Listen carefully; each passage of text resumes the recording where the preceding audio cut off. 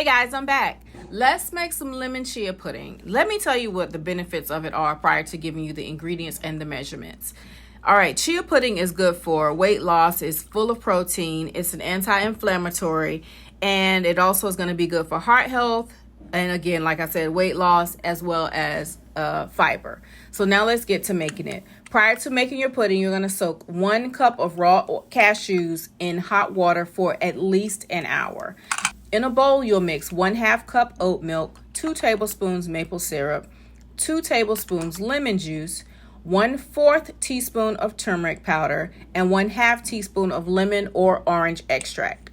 You're going to whisk that up really nicely and get it all combined. Then sit it in your refrigerator for minimum an hour. Minimum. I did mine for about 3 hours because you want it to kind of thicken.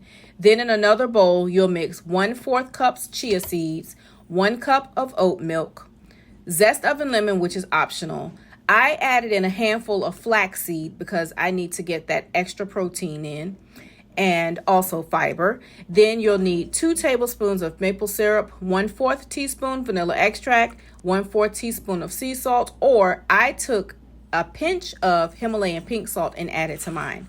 You're going to blend that up really, really nicely.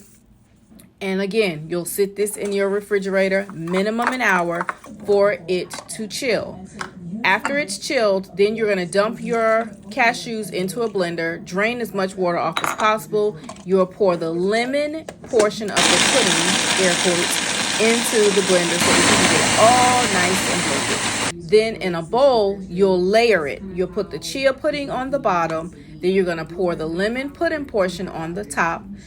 Put a lid on it, pop it in your refrigerator, and let it chill. This should actually make 3 to 4 6-ounce little cups of lemon chia pudding. Happy mixing.